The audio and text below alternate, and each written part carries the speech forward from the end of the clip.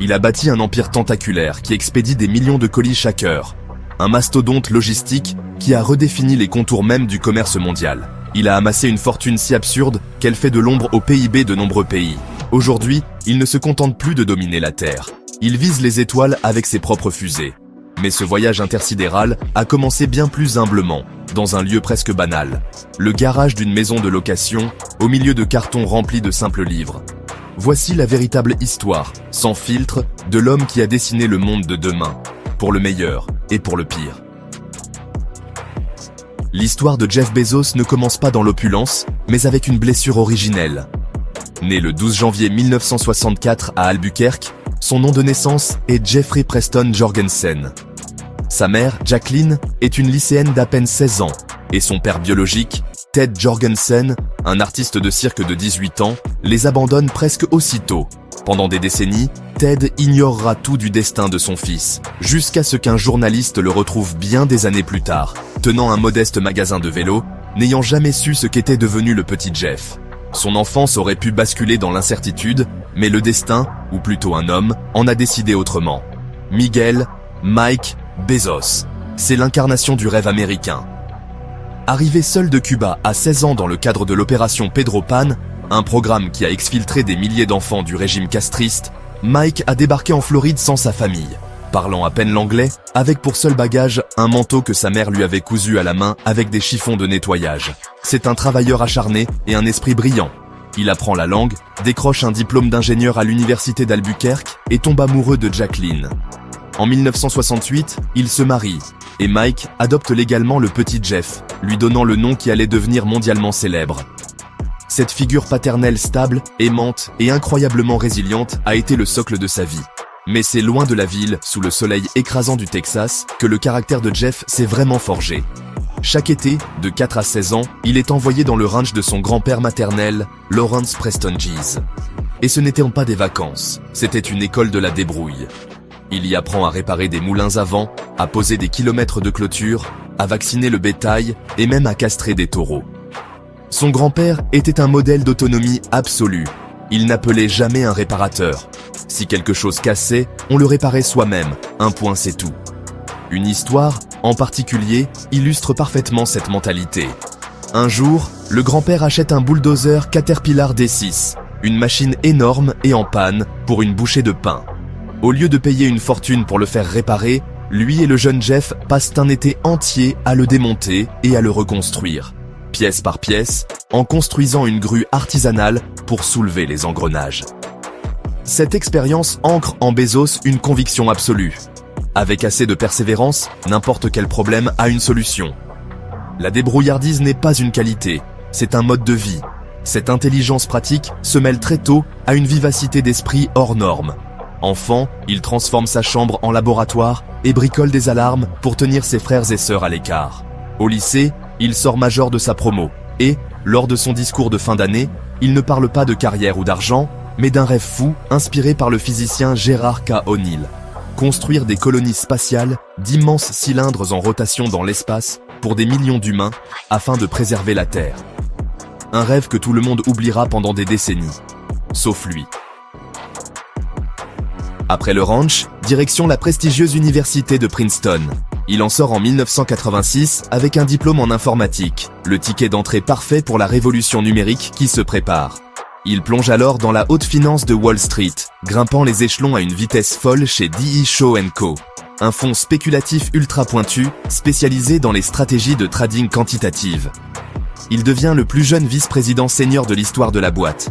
C'est là qu'il rencontre et épouse Mackenzie Scott en 1993. Sa vie semble toute tracée. Un job de rêve, un salaire démentiel, un avenir en or. Mais au printemps 1994, un chiffre fait tout basculer. Bezos tombe sur une statistique. L'utilisation du World Wide Web augmente de 2300% par an. Une croissance tellement explosive qu'elle en est presque irréelle. Une idée folle germe alors.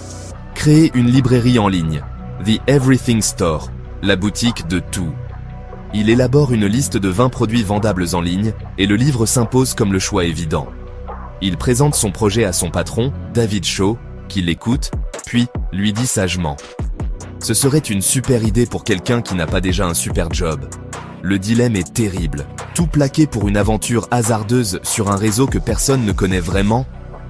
C'est là que Bezos invente un outil mental qui va guider sa décision. Un concept un peu nerd sur les bords, mais redoutablement efficace. Le cadre de minimisation des regrets. La méthode est simple.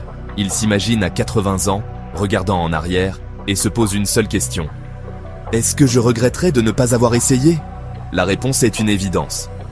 À 80 ans, il se ficherait complètement d'avoir renoncé à un gros bonus annuel de Wall Street. Mais il savait qu'il serait hanté jusqu'à la fin de ses jours s'il n'avait pas tenté sa chance avec cette révolution nommée Internet. La décision, si complexe la veille, devint limpide. La suite, c'est du pur folklore de la Silicon Valley. Jeff et Mackenzie quittent New York. Pendant qu'elle conduit à travers le pays, il tape frénétiquement le business plan sur son ordinateur portable. Ils atterrissent à Seattle, un choix stratégique pour sa proximité avec un énorme distributeur de livres, Ingram, et un vivier de talent tech de chez Microsoft.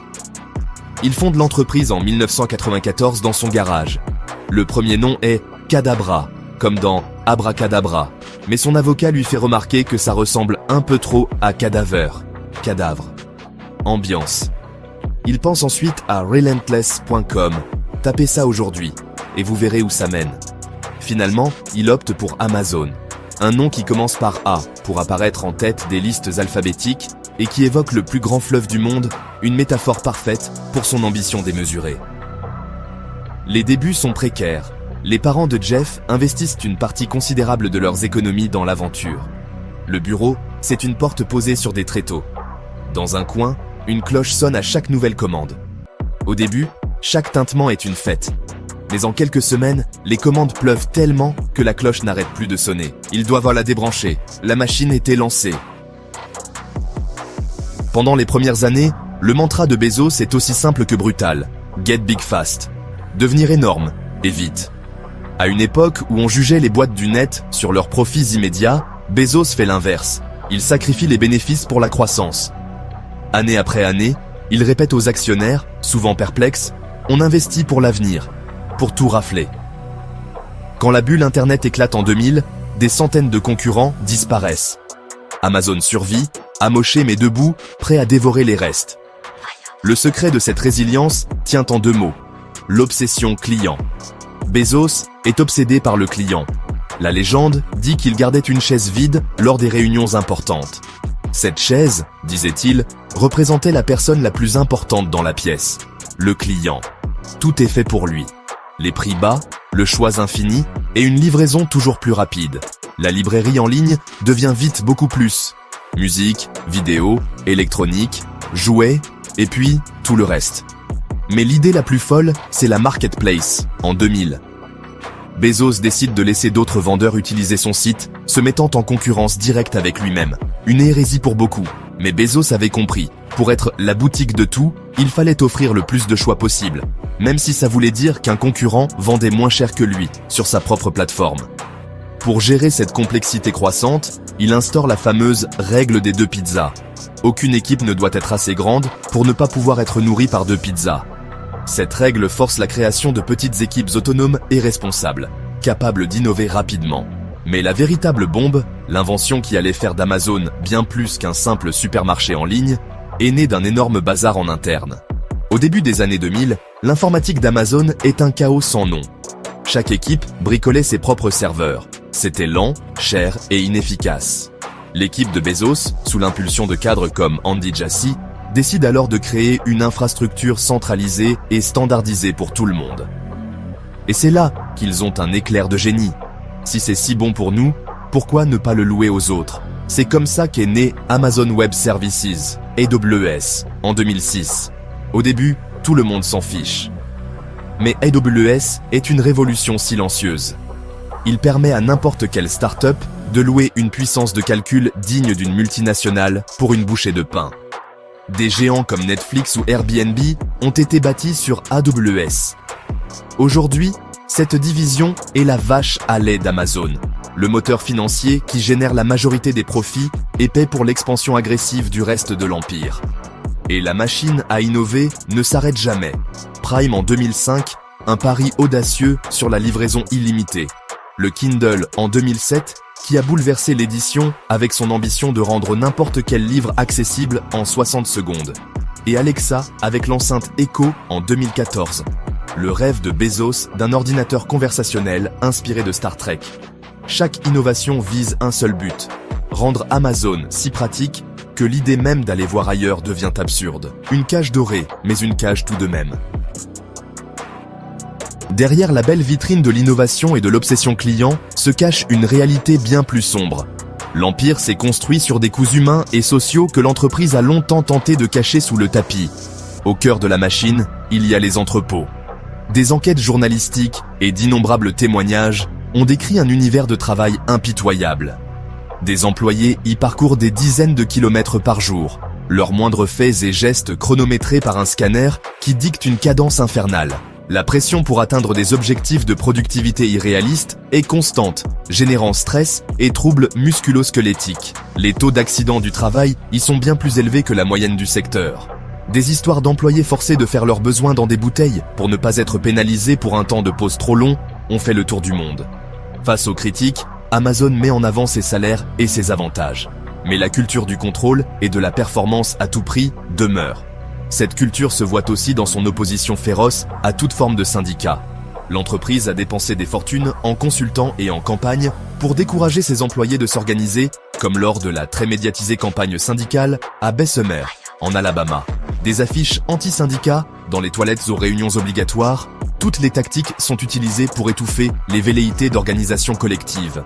Au-delà des conditions de travail, c'est le modèle économique d'Amazon qui est critiqué. L'entreprise fait l'objet de poursuites pour abus de position dominante de la part des autorités de la concurrence. On l'accuse de pratiques anticoncurrentielles. Par exemple, Amazon voit quel produit cartonnant sur sa marketplace, puis lance ses propres versions sous la marque Amazon Basics, les met en avant sur le site et écrase au passage les PME qui lui faisaient confiance. Amazon est à la fois l'arbitre et le joueur le plus puissant sur le terrain. Et puis, il y a les impôts. Pendant des années, Amazon a été le champion de l'optimisation fiscale. Grâce à des montages financiers complexes via des pays comme le Luxembourg ou l'Irlande, l'entreprise a payé une part d'impôts ridicule, voire nulle, certaines années, dans les pays où elle réalisait pourtant des milliards de chiffres d'affaires. C'est légal, mais ça a provoqué une indignation générale. L'empire de l'efficacité a un prix, et beaucoup estiment que ce sont les travailleurs et les contribuables qui perdent l'addition. Même quand son empire terrestre s'étendait sur toute la planète, Jeff Bezos n'a jamais oublié son rêve d'ado. En 2000, bien avant que la course à l'espace des milliardaires ne fasse les gros titres, il a fondé Blue Origin dans le plus grand secret. Pendant des années, personne ne savait ce qui s'y passait. Bezos y injectait près d'1 milliard de dollars de sa fortune personnelle chaque année. La devise de l'entreprise, gradatim ferociter, pas à pas férocement, résume sa stratégie. Lente, méthodique, mais implacable. Contrairement à son grand rival Elon Musk, qui veut coloniser Mars, la vision de Bezos est différente. Pour lui, inspiré par les théories de Gerard K. O'Neill, il faut construire une route vers l'espace, pour que les futures générations puissent y délocaliser l'industrie lourde et préserver la Terre, qui deviendrait une sorte de parc résidentiel. Blue Origin a d'abord développé le New Shepard, une petite fusée réutilisable pour le tourisme spatial suborbital. Le 20 juillet 2021, Bezos a réalisé son rêve en s'envolant lui-même pour un vol de 10 minutes aux frontières de l'espace. Mais le New Shepard n'est qu'une mise en bouche. Le véritable enjeu pour Blue Origin, c'est son lanceur lourd, New Glenn. Une fusée massive conçue pour rivaliser avec les Falcon de SpaceX, mais dont le développement a pris des années de retard. Son premier vol est désormais la grande arlésienne du monde spatial, le ticket d'entrée tant attendu de Blue Origin dans la cour des grands. La rivalité avec Elon Musk est une véritable saga. D'un côté, Bezos, méthodique et discret. De l'autre, Musk, exubérant et impulsif. Ils se livrent une bataille féroce pour les contrats de la NASA et la domination du ciel. Cette lutte a culminé lorsque Blue Origin a poursuivi la NASA en justice après avoir perdu un contrat crucial pour l'alunisseur lunaire du programme Artemis au profit de SpaceX. Blue Origin a perdu le procès, mais la bataille a mis en lumière l'intensité de la compétition. Si SpaceX a une longueur d'avance opérationnelle, la patience et les moyens quasi illimités de Bezos en font un concurrent redoutable. Pour lui, Amazon n'était peut-être qu'un moyen. Le but final a toujours été les étoiles. De l'enfant adopté élevé dans un ranch au visionnaire de Wall Street, du libraire de garage au maître d'un empire mondial, et enfin, à l'architecte du futur de l'espace. Le parcours de Jeff Bezos est celui d'une ambition sans aucune limite. Il a changé nos vies, c'est indéniable. Il a redéfini notre façon d'acheter, de consommer, et même de penser la technologie. Son impact sur le 21e siècle est aussi profond que celui d'un Henry Ford ou d'un John D. Rockefeller sur le 20e. Mais son héritage a deux visages, indissociables l'un de l'autre. Celui de l'innovateur de génie, qui a apporté une commodité sans précédent à des millions de gens, et celui du capitaliste prédateur, dont l'empire s'est érigé sur des conditions de travail controversées et des stratégies d'écrasement de la concurrence. Alors, au final, qui est Jeff Bezos? Un héros des temps modernes ou son plus grand vilain? La vérité est sûrement, comme souvent, quelque part entre les deux, complexe et pleine de contradictions. Une chose est certaine, son ombre plane sur notre époque, et pour longtemps. La seule question qui reste est, jusqu'où ira-t-il? Et vous, qu'en pensez-vous? Quel est l'héritage le plus marquant de Jeff Bezos selon vous? Dites-le nous dans les commentaires. Pour ne pas manquer nos prochaines histoires sur celles et ceux qui façonnent notre monde, abonnez-vous et activez les notifications.